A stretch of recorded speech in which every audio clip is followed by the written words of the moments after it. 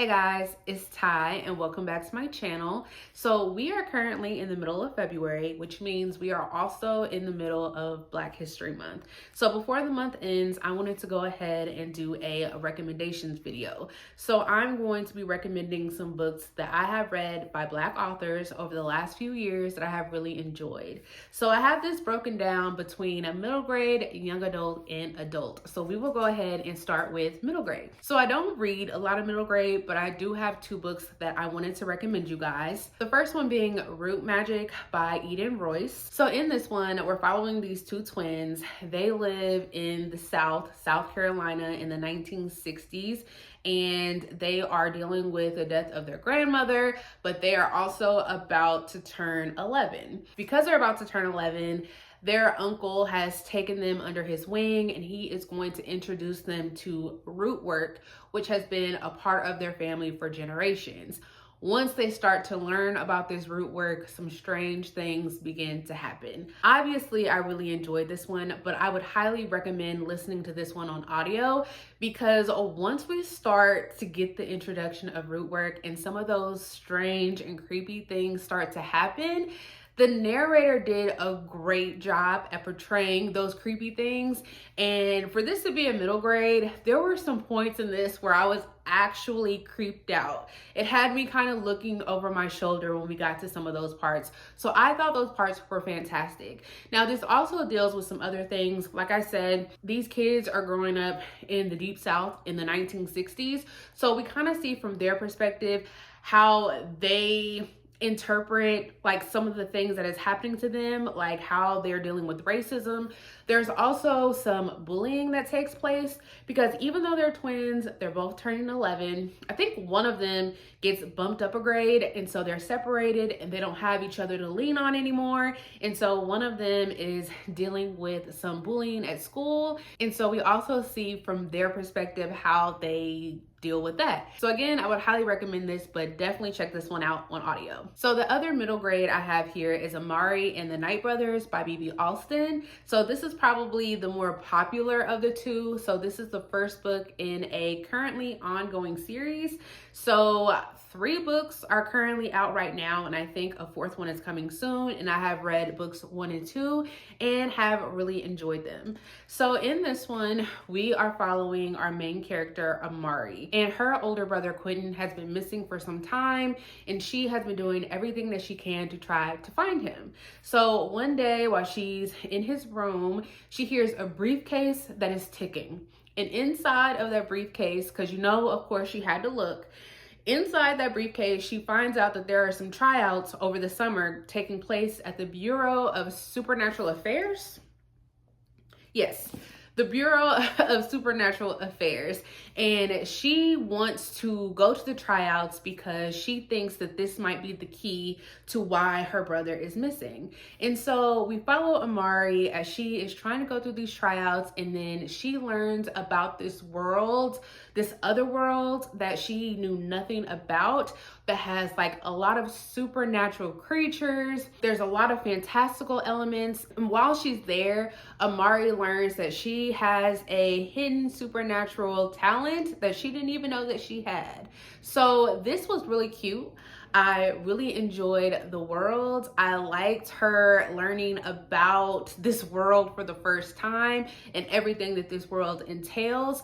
This one also deals a lot with like friendships because Amari has a hard time trying to make friends and those connections once she gets there. And so we see how she navigates that. And then I also just ultimately liked the mystery surrounding what happened to her brother Quentin. So if you have not checked out this series, I highly suggest that you do. So moving on to my young adult recommendations, we're gonna start off with a book that I have talked about several times on this channel, and it is one of my favorites. So we have Wings of Ebony by JL, and this is a young adult fantasy. So in this, we're primarily following our main character, Rue, and she has a half-sister, Tasha, and one day their mother is killed, but they have different fathers. Tasha and Rue have different fathers, and so after the death of their mother, Rue's father takes her off to this world she had no idea about, Gizan. And while she's there, she's starting to learn about the magic and the power in the world of Gizan. The only thing about that is once she's there, she's not technically supposed to leave, but she decides to leave that world to head back home so that she can celebrate the death of their mother with her sister Tasha. While she's there, she has been spotted, and that's a bad thing because nobody is supposed to know about this world Gizan, but now other people might. But she's also learned that there are some things that is happening back at home that she wants to be there to help take care of. The magic in here was fine, the world building was fine, but what I really enjoyed about this book and why I have read it a couple of times at this point is because I really loved the relationship between our main characters, Rue and Tasha. It just kind of mirrored the same type of relationship that I have with my own sister. I really related to that story with that aspect, but like I said, everything else was fun. This is one that I would definitely recommend if you are somebody that is trying to get into fantasy for the first time, or if you know a younger person and they're looking for fantasy recommendations, this is one that I would suggest. So next up we have is Concrete Rose by Angie Thomas. So if you're not familiar with this one, which I think everybody probably is, then you probably recognize this author. And she wrote the really popular book, The Hate You Give, that came out years ago, that is now a movie. And she also wrote The Come Up. But I wanted to talk about Concrete Rose because this one I really enjoyed. So this one is following our main character from The Hate You Give, her father, and we are following him when he is in like his, I think, late teens, and he is becoming a teen father. At the start of this one, he learns that he is about to have a son named Seven, who is the older brother of our main character from The Hate You Give. And so we're just watching Maverick, the father, as he is trying to deal with fatherhood at such a young age. This is another one that I would recommend listening to on audio. I love the guy that actually narrated this. For some reason, his voice just had me hooked from the time I started it. And I really just liked watching our main character Maverick as he is trying to deal with becoming a teen father. I think a lot of the times we are getting stories about teen mothers, so it's really interesting to see a story written about a teen father and all of the struggles and hardships that he had to go through trying to take care of his son. So if you have read The Hate You Give or The Come Up, but you have not read this one, I suggest you pick it up. Another one that I have here that is an older title. This is Full Disclosure by Cameron Garrett. And this one was a surprising read for me. I had had this on my shelf for a long time before I finally decided to pick it up. And I'm so happy that I did. So in this one, we are following high school student Simone. She is about to start a new school.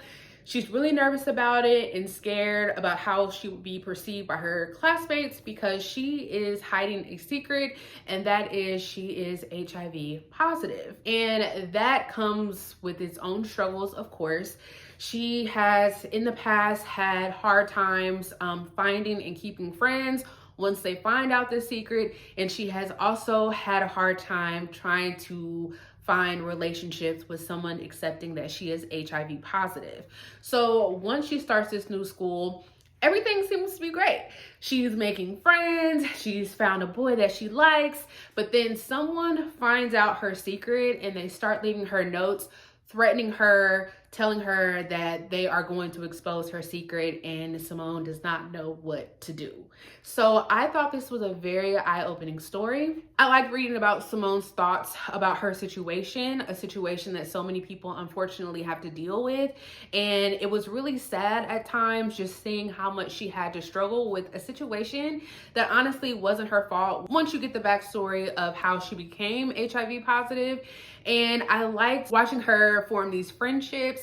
And I also just kind of liked the mystery around who was the one that was taunting her. So if you have not heard of this, or if you're like me and you just had this on your shelf forever, please pick it up. You will not be disappointed. So the next two young adult books that I want to talk about, they are romances that I have really enjoyed. The first one being Reggie and Delilah's Year of Falling by Elise Bryant. This one, I think I read it last year. So in this one, we're following Delilah and Reggie, and they end up meeting randomly. I think it was like on New Year's Eve. And Delilah is mixed, and she is a part of like this all-white band. And then we have Reggie, who loves to play D&D, Dungeons and Dragons. I know nothing about that, but he likes to play it. And so they end up meeting on New Year's. They have great conversation, and then it kind of just stops there. And then for the rest of the year, they keep bumping into each other on all of these holidays. Eventually, they start to develop feelings, and they want to explore those feelings with each other. Not only are we following the romance between these two characters, but they are both dealing with some issues that I think young people could really relate to. So Reggie, like I said, he's really into Dungeons and Dragons, and he gets made fun of by his brother, who calls him a black nerd because that's what he likes to do. And it always makes Reggie feel self-conscious about that. And then we have Delilah. Again, she's mixed. She's a part of this white band. And she's struggling with being accepted, truly accepted by her bandmates, and wondering why they actually wanted her to be a part of their band. She thinks that maybe because of her race, that they wanted her to be a part so that they would get more attention. And so both of these characters are struggling with different things, but they come together. They do have some hardships in their relationship. And basically, I just thought that this was so cute. I ate this up. And if you like romance, I'm pretty sure you're gonna like this. So the last young adult book that I want to recommend in a romance, it is Instructions for Dancing by Nicola Yoon. This is like one of my favorite covers, and there was another cover for this, but I specifically waited to get this book until this cover was released. Anyways, we are following our main character, Evie, and she has a strange ability. When she sees a couple kiss, she is able to see how they got together, and she can also see how and when that couple will break up. And so she is somebody who just does not believe in love at all, which is understandable with this ability that she has. She finds herself at this dance studio. She ends up signing up for a dance competition, and she ends up falling for this guy named X. And so they have a really cute romance over the course of the story. But of course, she is terrified because she doesn't want to have to learn how their relationship will ultimately end.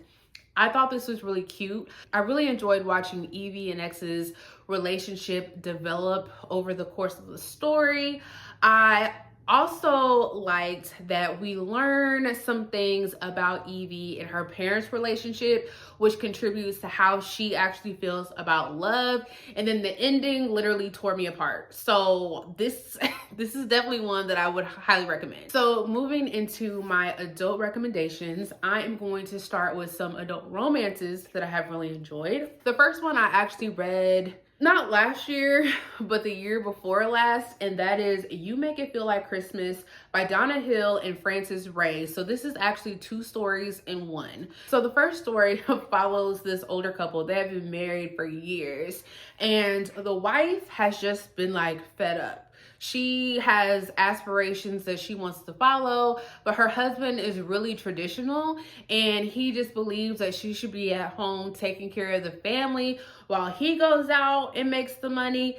That's all fine and great, but she's over that and she wants to do her own thing. He's not taking her seriously. So one day, while they are at Thanksgiving dinner, in front of the family, she tells him that she wants a divorce and she is going to be selling the house, and he doesn't know what to do. So now he is scrambling, trying to figure out how to win back his wife. So then in the next story, we're following this guy who claims that he is not interested in romance or love in general. But then he runs into this old lady, I think in a grocery store, who like grants him a wish. And all of a sudden, like, he becomes the most attractive man to every woman around, and all of these women begin to throw themselves at him. It's really funny. They start to throw themselves at him, but then of course he ends up finding one girl that he finally has the eye for, and then their romance kind of takes off from there. I really enjoyed both of these stories. This was one of those books where I have had my eye on it for a while, and then I had finally decided to pick it up for Christmas time, and it gave me all of the Christmas feels. I also really enjoyed that first story with that married couple because they were an older couple, so they have been through some things in their relationship, and that just showed me that I really, really appreciate stories with older characters. But this is great, very festive for the holidays. The next one that I have is How to Fail at Flirting by Denise Williams. I'm pretty sure that I have talked about this book several times on my channel at this point, but this was the first book that I have picked up by Denise Williams, and ever since I have been picking up everything that she has been coming out with. So in this one, we are following our main character, Naya, and she has recently gotten out of a really toxic and abusive relationship. And so now she is trying to kind of start over and rebuild. One of her really good friends is really pushing her to get back out there and start dating. That's what she does, and she ends up meeting this guy, Jake. The only problem with their relationship is Naya is a professor, and Jake works with this company who kind of goes into other companies and like cleans house. Like they go in and they, let go of people who are no longer needed, and it kind of becomes a conflict of interest with their relationship. And so Naya is trying to keep it secret while Jake wants to be a little bit more open. So that's a whole thing. But I really enjoyed this. I really enjoyed Naya and Jake and just watching their relationship. There are some really cute scenes in here between the two, but I also liked how we got some insight into Naya's previous relationship, how that kind of has some things to do with her current one, and it just really talks about people being in abusive relationships and what abuse actually looks like. And so this book at times got pretty deep, but overall I enjoyed it. And out of all of the books that I have read by Denise Williams, this one by far is my favorite, and of course one that I would recommend. Next up, we have Before I Let Go by Kennedy Ryan. So this is a romance that I'm sure everybody has seen. You might not have read it, but I'm pretty sure you have seen this cover. So this is the first book in a series. I think it's called like the Skyland series. And in this first book, we are following our main character, Yasmin. We follow Yasmin, who has been divorced from her husband, Josiah. And they're both kind of struggling with that divorce because they still kind of have feelings for each other, but they don't really know what to do with them. They're still co-parenting. They're still working in their restaurant together. They're trying to accept each other's new partners. And so we're watching them as they're trying to figure out what to do with these lingering feelings that they have for each other. However, we do, over the course of the story, learn why they actually got a divorce, and we watch them work through those issues, which I also really enjoyed. This is very slow burn. It is a second chance romance. So if you enjoyed this one, I would highly suggest you check out the other book that she has, because in each of these books, we are following a different friend from their friendship group. So this one, we're following Yasmin. The second book, we are following Soledad. And then in the third book that is actually going to be released this year, which is one of my most anticipated reads for this year, we are following Hendrix. And I'm so excited to get that book because that friend is hilarious. So I would definitely recommend this. Like I said, I'm pretty sure you guys have seen this, but read it if you have not. Next up, we have Queenie by Candace Carty Williams.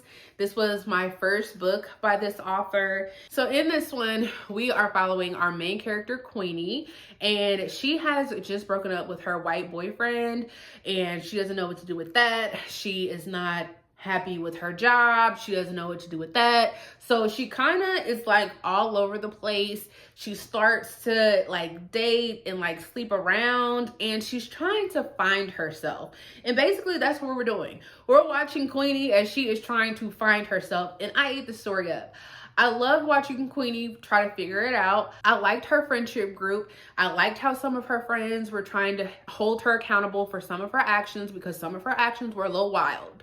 And then I liked to see her relationship with her parents, because Queenie is trying to figure out what her next steps in life should be. And a big part of this book talks about therapy and Queenie wanting to go to work on herself, but she comes from what we would consider like a really traditional family where they don't believe in therapy. They don't believe in telling your business to anybody that is outside of this house. But Queenie does what she has to do to take care of herself. And I loved watching her growth over the course of the story. This is probably one of my favorite books ever. And this is another book that I've talked about several times on this channel. This is actually a show on Hulu that I have not watched. But if you have watched that show, please let me know what you think about it down below, because I have not actually heard anybody say anything about that show. But this book, I suggest you guys read. Next up, we have Black Girls Must Die Exhausted by Jane Allen. This is also a part of a series. It's the first book in a series. There are 3.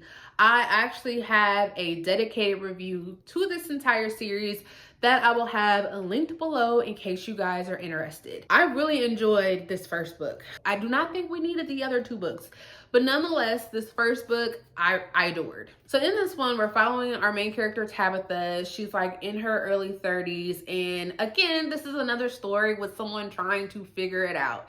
She wants to basically have it all. And she, from everyone else, is being like pressured to have children, which she doesn't know if she's ready yet, and she doesn't really know if that will be something that will stop all of these plans that she has in the future, especially because she's like not in the best relationship with her boyfriend Mark. And so she gets some devastating news that she may not be able to have children after all. And so we follow Tabitha as she is trying to figure out what she wants to do with that information.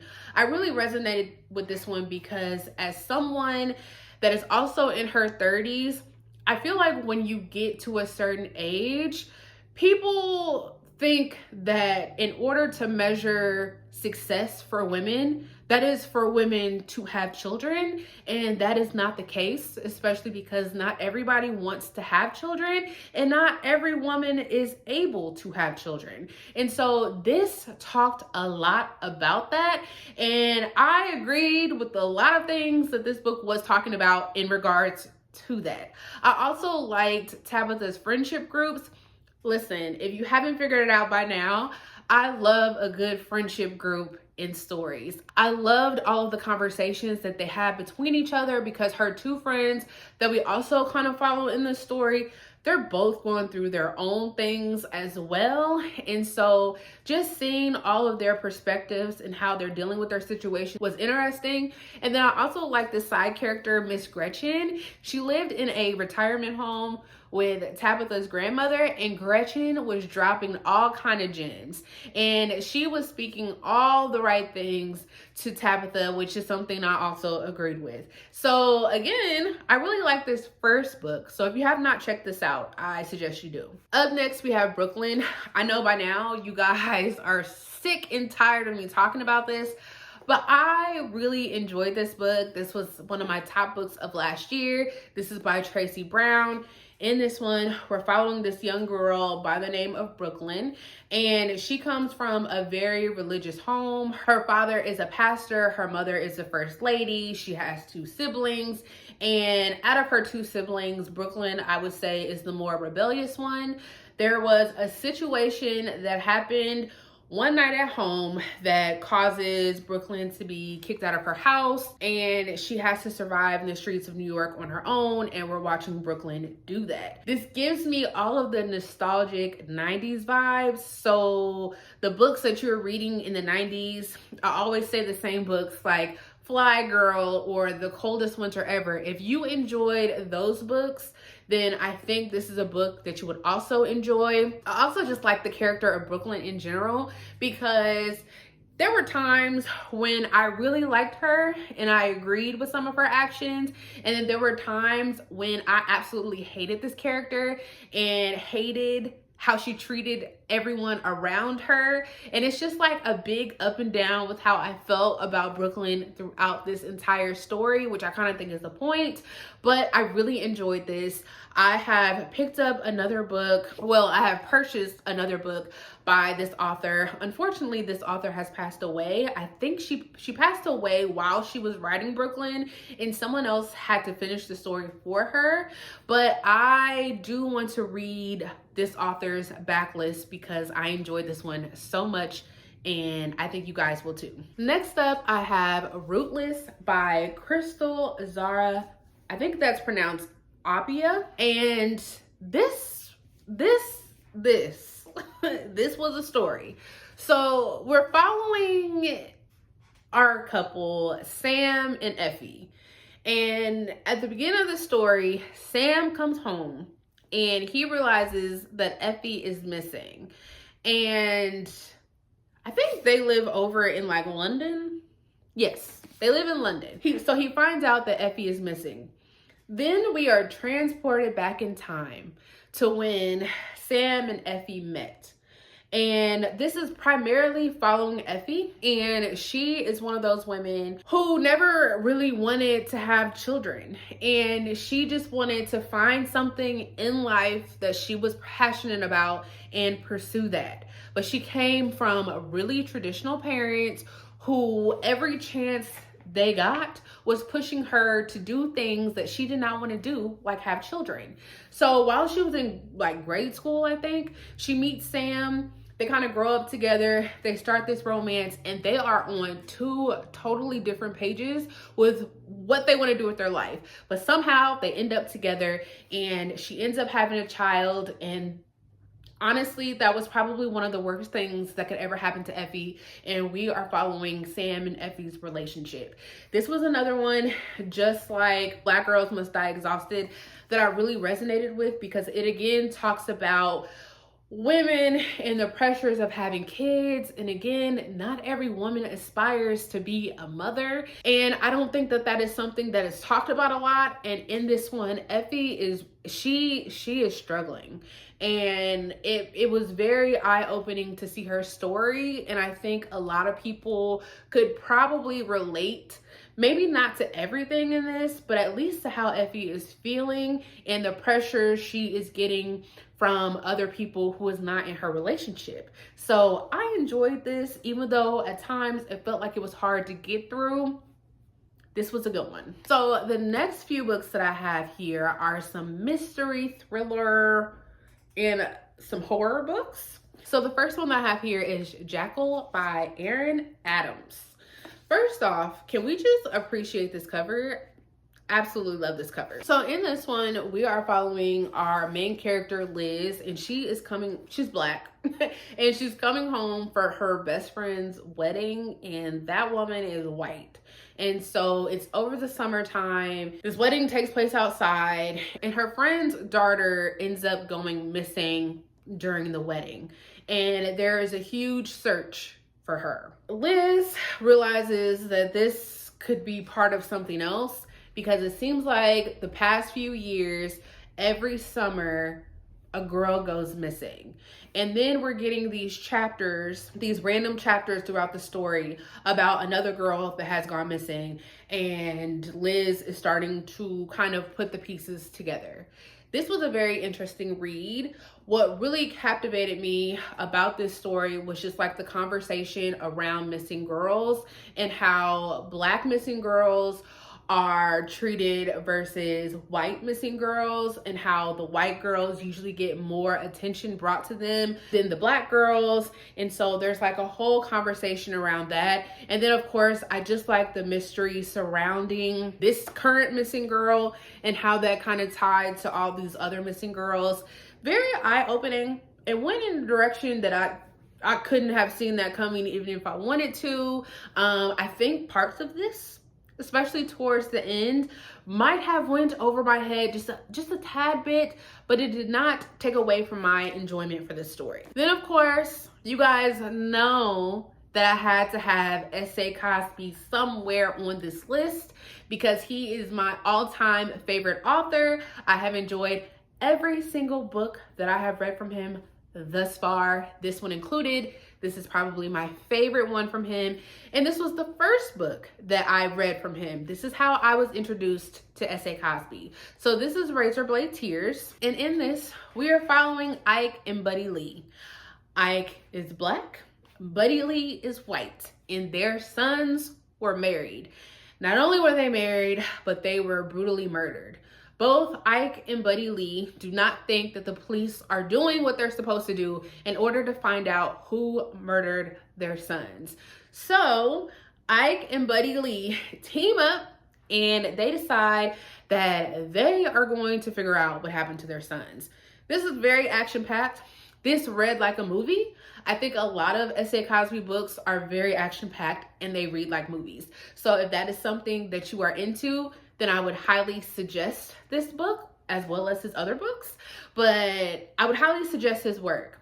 There is a lot of conversation about homophobia because both Ike and Buddy Lee didn't necessarily agree with the marriage of their sons. And they both kind of came to terms with that when they were trying to figure out who was behind the death of their sons.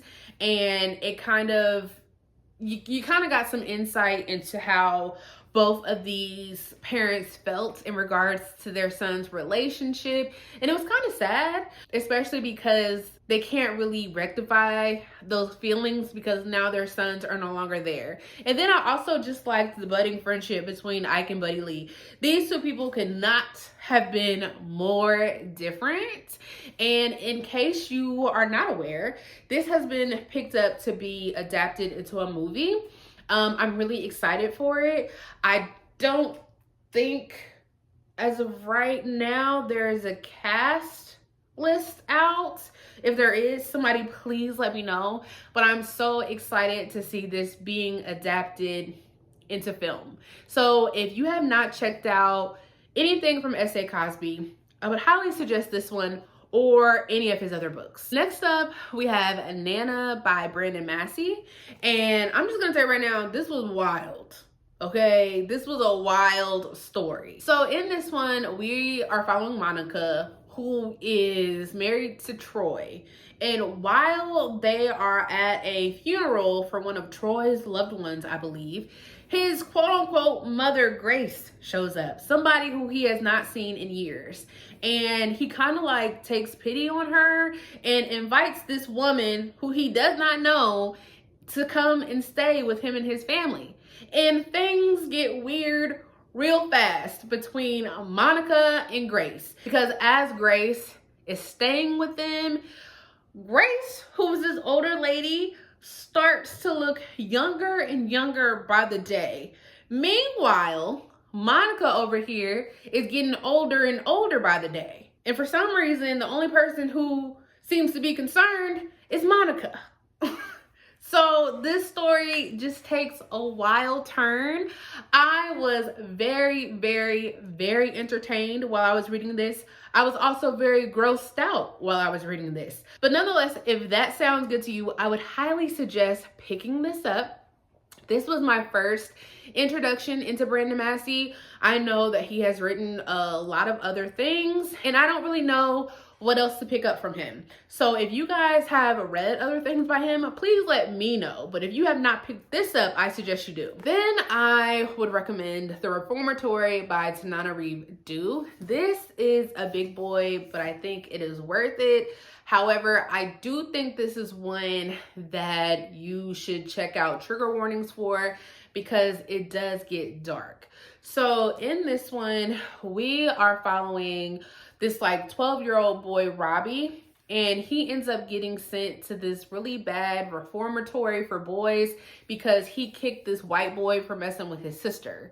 And so Robbie gets sent to this reformatory in some creepy, strange, and bad things are happening to him while he's there. And we're also getting the POV from his older sister, who is trying to do everything that she can to get Robbie out of that place. This book goes there. It does not hold back. This takes place in like the Jim Crow South era. So this deals with like a lot of things regarding race, and it deals with a lot of other things. Again, like I said, I would check out the trigger warnings, but this is one of those books that when I picked this up, I could not put it down. I was really invested in Robbie trying to survive in this reformatory, and some of the events in here was horrifying. Not with just like some of the, I guess, supernatural elements, but just some of the things that he was dealing with was truly horrifying, and I just could not imagine like something like that happening to not only Robbie as a 12-year-old, but also some of the other characters in here as well. So this was my first book by Tanana Reevdu, and what an introduction that was. So I like I said, I did really enjoy it, and I would highly recommend. Next up, and this is like my only nonfiction read that I have, but this is 400 Souls. It's edited by Abram Kendi, but there are a lot of authors that contributed to this. So basically from 1619 to 2019, these authors wrote about a specific time period or person during that time. And I really like this because it talked about a lot of different things that happened to Black people during that time. And it's some stuff like you're familiar with, some stuff you may not be familiar with.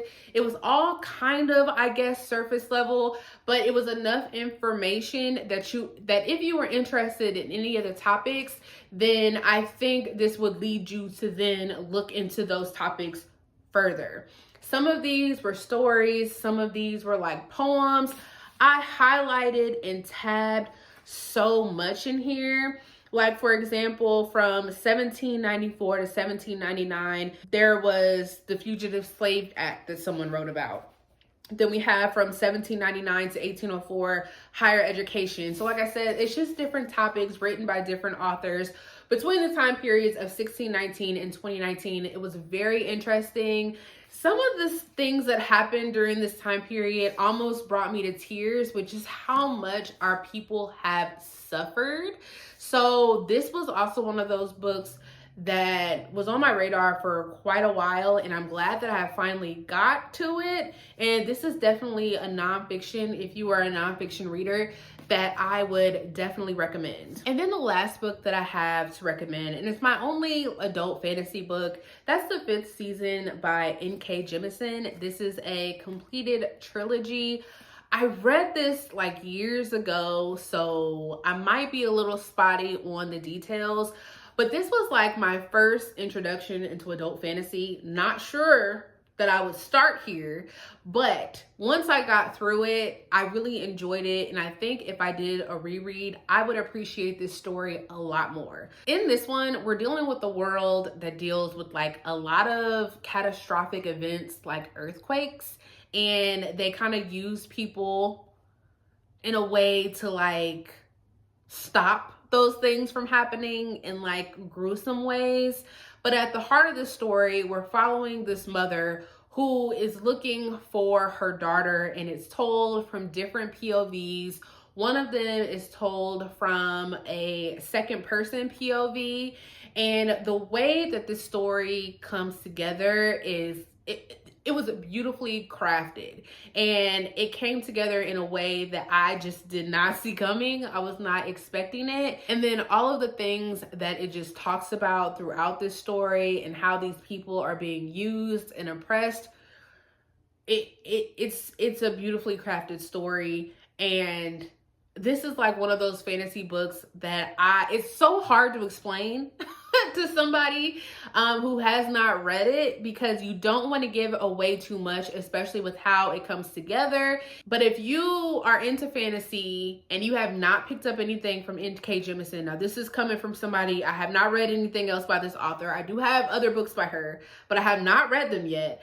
I would highly highly recommend this. This is something that I think you should read when you really have the time to sit down and try to digest it and really sit with it. Like I said, I can't wait to do a reread of this because this is something that I think that I would appreciate now that I have read a lot more fantasy and I won't be as confused as I was in the beginning, because she does not do a lot of explaining. You are just dropped into this world and you just have to figure it out along the way. There is like a glossary in the back, which I don't think that you really need it because I think you can pick up on the context clues, but the help is there.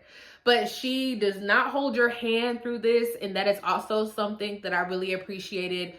Really enjoyed this story and would definitely highly recommend this for people who are already familiar with the fantasy genre. So those are all of the books that I have to recommend you guys.